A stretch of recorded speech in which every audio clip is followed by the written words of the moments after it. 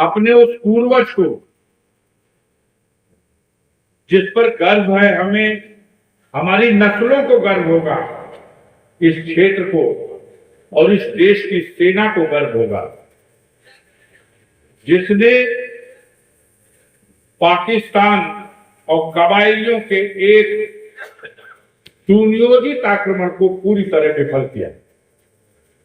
बीच से बात तो बहुत से लोगों ने चलाई, उसी बात को दोहरा दूं तो कोई नई बात नहीं। इसलिए हम उस पहलू पे बात करेंगे जो हमारे नई पीढ़ी के लिए नई बात है। क्योंकि एक सज्जन यहां बोल के गए, हालांकि उनका भाव कुछ और था लेकिन बोल कुछ और गए। कुछ ऐसा कर दिया जाए कि ये ब्रिगेडियर उस्मान का नाम जिंदा रहे। नहीं नहीं नहीं, ये कहने में आपसे गलत हुआ। ब्रिगेडियर उस्मान साहब खुद ऐसा कर गए कि उनके प्रकाश, उनकी रोशनी और उनकी उस कुर्बानी को जो हमारे इतिहास के पन्नों में स्वर्णिम अक्षरों में लिखी गई है, उसको दुनिया की कोई ताकत न मिटा सकती है न छुपा सकती है। हाँ, हम सब लोग उनका नाम लेकर के अपने अंदर की कमियों को ठीक कर सकते हैं, दुरुस्त कर सकते हैं, अपने अंदर भी एक देश के प्रति प्रेम का जज्बा पैदा कर सकते हैं। भारत मां दो टुकड़ों में बांटने की, एक टुकड़ा जो पाकिस्तान के नाम से 14 अगस्त को ही आजाद हो गया, और दूसरा टुकड़ा प्रातः काल का इंतजार करके फिर 15 अगस्त को भारत को आजादी लॉर्ड माउंटबेटन को साइन कर दिया। वो बड़ी विकट घड़ी थी। ये महान राष्ट्र दो टुकड़ों में बंट चुका था। मोहम्मद अली जिन्ना, उनको ऐसी धुन सवार थी कि आज पढ़ा लिखा कोई भी नौजवान, हम अपने बुजुर्गों नौजवान को कहेंगे तो सोचिएगा कितनी धुन थी, जिन्होंने इसकी भी परवाह नहीं की कि जो पाकिस्तान उन्हें मिल रहा है वो दो हिस्सों में है। एक सबसे पूरा जिसे पूर्वी पाकिस्तान कहा गया, और एक बिल्कुल पश्चिम में जिसे पश्चिमी पाकिस्तान कहा। जब भारत का बंटवारा हो गया तब सवाल खड़ा हुआ था, आगे बढ़ाना कौन कहां होगा। आधी बात शंभू जी बोल गए, पूरा उनको पता भी नहीं। भारतीय सेना में कमीशन के 5 ऑफिसर थे। उनमें से एक ऑफिसर का नाम था जनरल मानिक शाह, जो बाद में फील्ड मार्शल मानिक शाह की हैसियत से भारतीय सेना के सर्वोच्च पद पर पदासीन हुए। और दूसरे नंबर पर जनरल करियप्पा, तीसरे नंबर पर जनरल मूसा, और उसके बाद ये वो शेर था जिसका नाम था ब्रिगेडियर उस्मान। ये कमीशन से, ये कोई कृपा की भर्ती नहीं थी। ब्रिटेन में परीक्षा देके, कमीशन की परीक्षा पास करके ये 5 वीरों ने भारतीय सेना ज्वाइन की थी। ब्रिगेडियर उस्मान के खाते में बलोच रेजिमेंट थी। आप बलोच रेजिमेंट के कमांडर थे। देश के पटा तो पंजाब के भी 2 टुकड़े हुए, कुछ यहां कुछ वहां। तो पंजाब रेजिमेंट भी बची, कुछ यहां कुछ वहां। देश जब पटा तो बंगाल के भी 2 टुकड़े हुए, कुछ यहां कुछ वहां। लेकिन बलूचिस्तान जब पटा तो वो बंटवारा नहीं हुआ, पूरा का पूरा मुसल्लम पाकिस्तान के खाते में चला। तो पूरी बलोच रेजिमेंट भी पाकिस्तान के खाते थे। ब्रिगेडियर उस्मान की मजबूरी नहीं थी कि वो भारतीय सेना में नौकरी करे। इतिहास साक्षी है, ब्रिगेडियर उस्मान ने रिजाइन कर दिया है बलोच रेजिमेंट को। रिजाइन किया कि मैं त्याग पत्र देता हूं बलोच रेजिमेंट, क्योंकि पूरा का पूरा बलूचिस्तान और बलोच रेजिमेंट पाकिस्तान को सौंपी गई। और ज्वाइन किया इंडियन आर्मी को 50वीं पैराशूट ब्रिगेड में। 50वीं पैराशूट ब्रिगेड के कमांडर ने जब सबसे पहले भारत एक विशाल भारत का रूप बने, इसके लिए हमारे देश के रहनुमाओं ने, महात्मा गांधी ने, पंडित जवाहरलाल नेहरू ने, सरदार वल्लभ भाई पटेल ने अथक प्रयास करके 760 से भी ज्यादा रियासतें थी इस भारत में। कोई एक भारत नहीं था। मैसूर का राजा अलग था, बंगाल का राजा अलग था, अवध का नवाब अलग था, हैदराबाद का निजाम अलग था, कश्मीर का राजा अलग था। 760 रियासतें। उन रियासतों को एक किया जाए तब अखंड भारत बनेगा। और जो भारत था भी वो बन गया।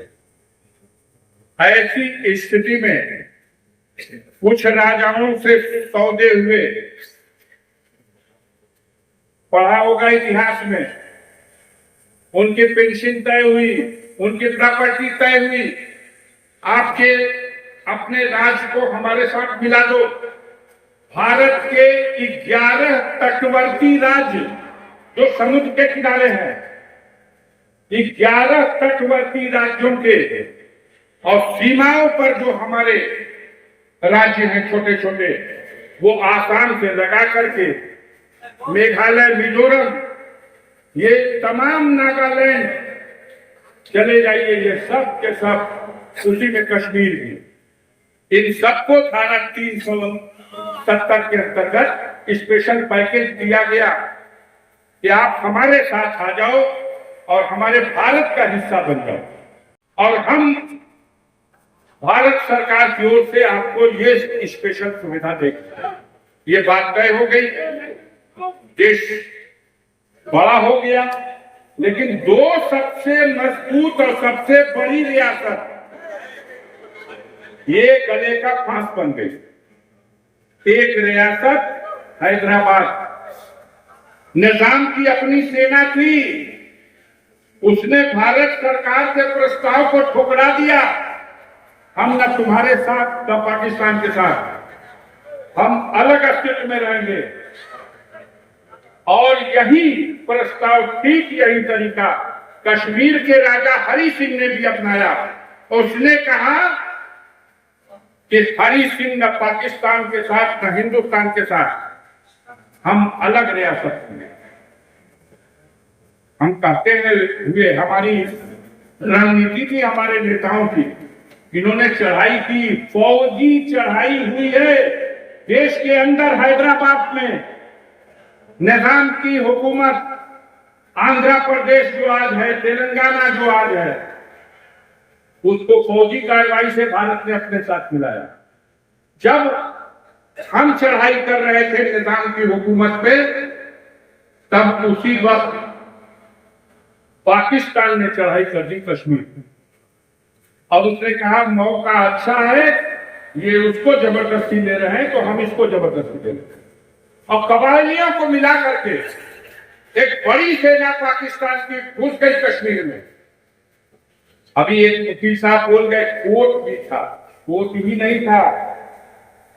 सुनिए मेरी बात, जम्मू और जम्मू के पूरे इलाके पर, ये वैष्णो देवी का इलाका, ये पूरा का पूरा फैल चुके थे पाकिस्तान के सेना के जवान और उनके कबायली और कब्जा कर चुके थे। जब भारतीय आर्मी गई, राजा हरि सिंह को दिल्ली आने में देर हुई। जब पंडित नेहरू के सामने हस्ताक्षर हुआ कि भेजिए भारतीय सेना को, अब हम अलग नहीं रहना चाहते, बचा लीजिए कश्मीर को, अब कश्मीर भारत का अभिन्न अंग होगा, तब भारत के उस दौर के उन नेताओं ने फैसला लिया, भारत सरकार ने फैसला लिया, भारत की सेना भेजी जाए। और भारत की सेना जो कश्मीर भेजी गई, पहली सेना जो कश्मीर भेजी गई, सोचिएगा दिसंबर का महीना है और कश्मीर भेज रहे हैं।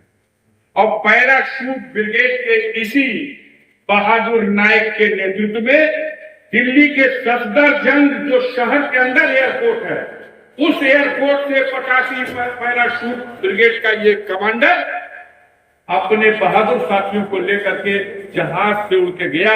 जब ये लोग पहुंचे थे कश्मीर, तो उस समय जो कश्मीर में हवाई अड्डा था, उस वक्त ये भी पता नहीं था कि ये हवाई अड्डा राजा हरि सिंह की फौज के कब्जे में है या पाकिस्तानियों ने कब्जा कर लिया।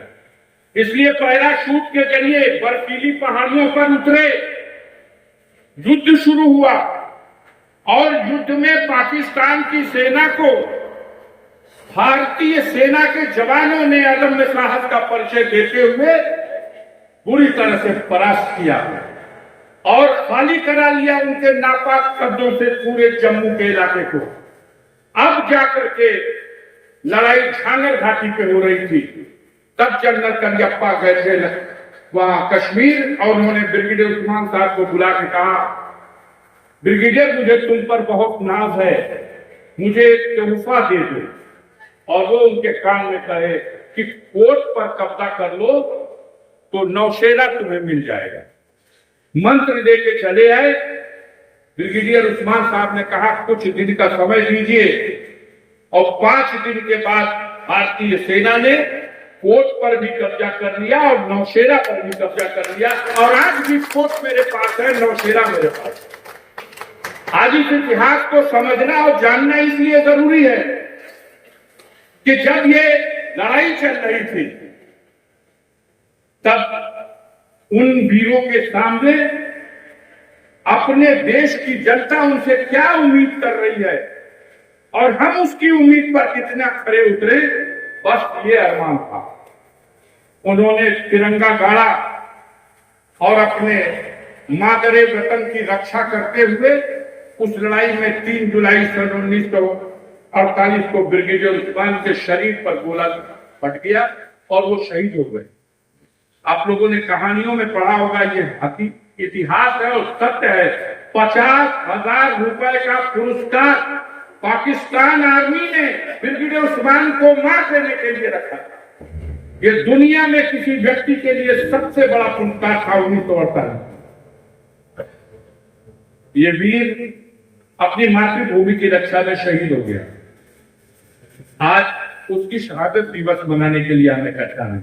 इस बार खास तौर से सुहेल भाई, आज जरूरत है एक तरफ राजू भाई और राजू भाई जैसे 50 से अधिक सांसद भारत की सरकार ने भेजा। जाओ दुनिया के देशों में, मिडिल ईस्ट में जाओ, अफ्रीका में जाओ, एशिया में जाओ और जाके बताओ कि भारत ने तो देखिए पाकिस्तान कितनी घुसपैठ करता है, कितनी ज्यादती कर रहा है, और भारत ने कोई ज्यादती नहीं की है। भारत में ये आतंकवाद की घटनाएं बंद होनी चाहिए और भारत जो है वो बहुत न्यायप्रिय है। कायदे भेजे रहे वकालत कर या और काफी लंबा चौड़ा व्यवस्था हर देश में हमारे सफारत खानों ने इंतजाम किया। इतने सांसद गए, प्रोटोकॉल दिया गया, इन लोग समझा के आए और हम खड़े कहाँ हैं? हम समीक्षा कर लें, अपनी इजाजत हो तो 1 मिनट में समीक्षा कर लें। आप 50 सांसद दुनिया के हर देश में भारत का डंका बजाने के लिए गए कि भारत ने जो कश्मीर में झड़प हुई है 3 दिन की, उसमें कोई ज्यादती नहीं की है, हमारे साथ ज्यादती हुई है। पाकिस्तान गड़बड़ कर रहा है। पाकिस्तान कौन कर रहा है? आतंकवादी राष्ट्र घोषित किया जाना चाहिए। और हुआ क्या पता है? हम शर्म आती है बताते हुए कि हमारा एक प्रयास एक तरफ और दुनिया ने मिलकर के पाकिस्तान को आतंकवाद के विरुद्ध लड़ने वाला जो संगठन बनाया, उस संगठन का उपाध्यक्ष बना दिया। हमें शर्म आ रही है, कोई को आए या ना। हम कह रहे हैं कि दुनिया हमारे साथ खड़ी है, हम डंकापति हैं, हमारा डंका बज रहा है, विश्व गुरु है। इतना बड़ा सा लंका भी तो हमारे पक्ष में एक बयान देने को तैयार नहीं। नेपाल नहीं बोलने को तैयार, भूटान नहीं बोलने को तैयार। पाकिस्तान चीन से तो आप लड़ रहे, एक इस्राइल को छोड़ दो तो विश्व का एक राष्ट्र भी भारत के पक्ष में बोलने को तैयार नहीं है। और पाकिस्तान पकिटमार है, तब भी वो दुनिया का सरदार बन रहा है। हमारे लोग अगर उसके बाद भी अपनी जो फॉरेन पॉलिसी है उसको अगर नहीं सोच पा रहे हैं तो इनकी कुर्बानियां रांगा जा रही है। हम ये कहना चाहते हैं, पहलगाम में सवाल हो रहा, पहलगाम में निहत्थे मासूम लोगों पर, पर्यटकों पर गोलियां चला करके मारा गया। हमने पाकिस्तान में घुस के उनके ठिकाने उड़ा दिए। चारों में एक को ना धरे ना तो आज ले पढ़ जाए एक बार में एक उदाहरण बात को जो कांड करते गया ओकर स्केच फोटो निकल गई, ना वो मरेला को ना धरेला को। क्या कहानी है भाई, क्या कह रहे हो? देश की जनता के मन में सवाल ये भाई कौन तमाशा था? अच्छा बताइए, मैं कश्मीर गया था जनवरी में राजू भाई, चप्पे पे सेना खड़ी है, हर चौराहे पे 10-20। हम लोग बाजार कुछ खरीदारी करने चले गए तो आगे भी फोर्स गाड़ी में, पीछे भी फोर्स गाड़ी में, हमारो गरिया मशीन गन ले। कहीं हजरत बल में सोचा कि जाकर के दर्शन करने, फातिहा पढ़ने, पूरी बटालियन साथ भेजे सब। और जहां 2000 से भी ज्यादा पर्यटक, हमने बता दिया है देश वालों, अब परिंदा पर नहीं मार सकता कश्मीर में। आओ दुनिया के स्वर्ग को, जन्नत को नजारा करके जाओ। और बेचारे वो पर्यटक गए, एक होमगार्ड नहीं था, लाठियों से कोई उन्हन के मारे वाला ना रहे। निहत्थे लोगों पे गोलियां चलती रही। इन मस्कटियों लेके रहता तो कम से कम 2 फायरिंगों से कैले रहता तो भाई मुकाबला भय। निहत्था था, चेक पोस्ट थी थोड़ी दूरी पर, चेक पोस्ट भी हटा दी गई। अब दुनिया का सबसे वीर बहादुर हमारे देश का मालिक, आज जम्मू कश्मीर का मालिक, उन्हों से आगे इंद्र लोक का मालिक, इनके बयान सुनिए। एक भी आदमी को पकड़ के सामने नहीं खड़ा कर सके कि ये थे आतंकवादी। आज देश की जनता आवाज है। कश्मीर को बचाने के लिए ब्रिगेडियर उस्मान की कुर्बानी का दर्द मेरे दिल में। ब्रिगेडियर उस्मान के वारिस की हैसियत से हम 4 लाइन का एक शेर कहना चाहते हैं। खून उबलता हुआ माजी न पलटने देंगे, और ऐ वतन हम तुम्हें टुकड़ों में न बंटने देंगे। ये मधुबन के वीरों की कुर्बानी, ये पूर्वांचल के तमाम नौजवानों की, वो ब्रिगेडियर उस्मान के रूप में हो, वीर अब्दुल हमीद के रूप में हो, जयप्रकाश सिंह के रूप में हो, रामदुलार यादव के रूप में हो, ये सारी कुर्बानियों की ओर से मैं कहना चाहता हूं कि खून उगलता हुआ माजी न पलटने देंगे, और ऐ वतन हम तुम्हें टुकड़ों में न बंटने देंगे। सरहदें जितना लहू मांगेंगी हम देंगे मगर, और अब इस मुल्क का नक्शा न सिमटने देंगे, और अब इस मुल्क का नक्शा न सिमटने देंगे। हमारे बहादुर नौजवान, आप कहते हो कि हमने सेना का हाथ खोल दिया। मैंने बयान दिया था कि भाई हथवा बंधे रहना था, कहा कि खोल देना। नहीं, हमने उनको आजाद कर दिया जैसे चाहे, चाक के बदला लो। और अभी कल आया है बयान, राजू भाई पढ़ लीजिए, हमारे एयरफोर्स के कमांडर ने बयान दिया है कि हमारे हाथ बांधे गए थे कि पाकिस्तान के आर्मी ठिकानों पर आप अटैक नहीं करोगे, इस वजह से मेरे फाइटर मारे गए हैं। आया कि नहीं गया? कब जगेगी देश के घर? ये कुर्बानी देने वाले बहादुर, इनकी कुर्बानी क्या रायगा जाएगी? खिलवाड़ हो रहा है देश की सीमा के साथ, मजाक हो रहा है। वो बहादुर नौजवान जो देश के लिए मर मिटने का अरमान रखता है, उसकी नौकरी 4 बरस की कर दी गई। उसको बेवकूफ बनाने के लिए उसके पद का नाम अग्निवीर दे दिया गया। ये अग्निवीर अकार है भैया, मारा गया है अग्निवीर भी इस लड़ाई में। न भविष्य निधि मिलेगी, न उसकी विधवा को पेंशन मिलेगी। बताओ किस सम्मान से कोई अपने देश की सीमा की रक्षा करेगा? ये कौन लोग बैठ गए जिन्हें व्यवस्था संभालने का हुनर मालूम नहीं, जिन्होंने देश को झूठ बोल करके नफरतों में बांट दिया है। ब्रिगेडियर उस्मान साहब की कुर्बानी, वीर अब्दुल हमीद की कुर्बानी और देश पर मर मिटने वाले हजारों लाखों, जैसा बताया हमारे विधायक जी ने 4 युद्ध हुआ है। बेशक भरपूर युद्ध तो 4 झेलता, लेकिन झड़प भी जो हुई है वो युद्ध, कारगिल भी युद्ध था। 71 में जिसमें बांग्लादेश एक स्वतंत्र राष्ट्र बना वो भी युद्ध था। 65 में पाकिस्तान को धूल चटाया गया वो भी युद्ध था। और 62 में चीन के साथ जो हमारी मुठभेड़ हुई वो भी युद्ध था। और 1947 में आजादी के तुरंत बाद जब पाकिस्तान ने जम्मू कश्मीर पर कब्जा किया था वो भी युद्ध था। हर युद्ध में मातृभूमि के रक्षा के लिए अपने प्राणों की आहुति देकर के भी, ये बलिदान देकर के इन वीरों ने इस देश को बचाया है। और आज इनके बलिदान की कोई कीमत नहीं, इनका नाम लेने वाला कोई नहीं, इनकी चर्चा करने वाला कोई नहीं। शर्म आती है ये कहते हुए कि एक मूर्ति लगाने के लिए निवेदन किया जाए। किस मूर्ति की बात करते हो? आज की डेट में 3 जुलाई को भारत के तीनों सेना के जनरलों का गुलदस्ता ब्रिगेडियर उस्मान के उस मजार के कदमों में रखा हुआ। सम्मान जो होना चाहिए, हमारे देश की सेना आज भी सम्मान कर रही है। महावीर चक्र मिला है।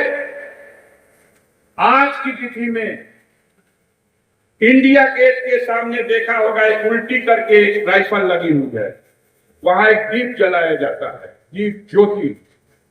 वहां ब्रिगेडियर उस्मान के नाम से फूलों का गुलदस्ता रखा जाता है। हम न करें, आप न करें, कुछ लोग न करें, इस क्षेत्र का तहसीलदार और थानेदार न करे, ब्रिगेडियर उस्मान की शान को पट्टा नहीं लग सकता। इनके नाम के साथ इनका सम्मान करके हम अपना सम्मान बढ़ाते हैं।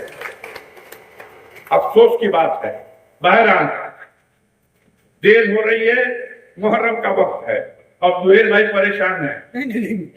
इन्होंने कहा था कि हाँ, इसलिए बंद कर रहे। एक सौगात देना चाहता हूं अपने मेहमानों को, यहाँ की कमेटी की तरफ से निशानी के रूप में, गलती से उसको बना दी, निशानी के रूप में ब्रिगेडियर उस्मान साहब, इस मर्द मुजाहिद, इस बहादुर इंसान की चित्र का दे दीजिए। नहीं, फूल नहीं है, चित्र है उनका, लाइएगा, जल्दी करिए। माननीय मुख्य अतिथि जी को जो मुख्य अतिथि लोग आए हुए हैं इनको समर्पित कर दिया जाएगा।